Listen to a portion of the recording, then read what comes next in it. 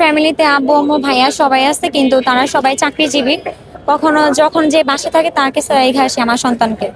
আর আমার সন্তানের বাবা আমার সন্তানের কোনো ভরণ পোষণের দায়িত্ব, কোনো খরচ খবর বা খোঁজ খবর কোনোটাই নেয় না। এমনকি আমারও নেয় না। যেহেতু আমারটা নেয় না, তো বাচ্চার কেন নেবে?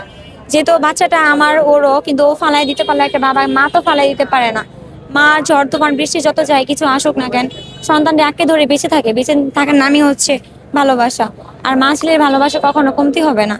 সন্তানের জন্য আজকে রাস্তায় নামছি ভাই, খাবার বিক্রি করতেছি আজকে 5 মাস ধরে। দোয়া করবেন আমার সন্তানের জন্য, আমার জন্য, যেভাবে হালাল ভাবে ব্যবসা করে যেতে পারি।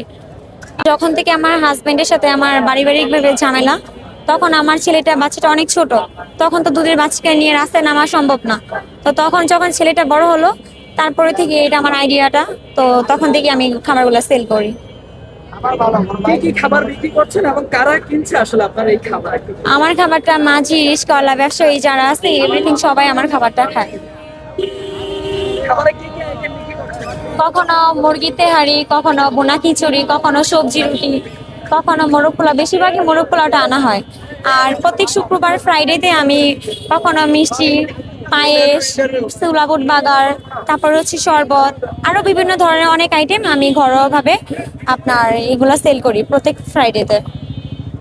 তো এখানে নানান মানুষ নানান কথা বলে, আমি এখানে একা একটা মেয়ে কিভাবে আসি? আমার হাজব্যান্ড না, আমি ডিভোর্সে, আমার হাজব্যান্ড আমাকে ছেড়ে দিচ্ছে, মানে অনেকে অনেক কথা বলে।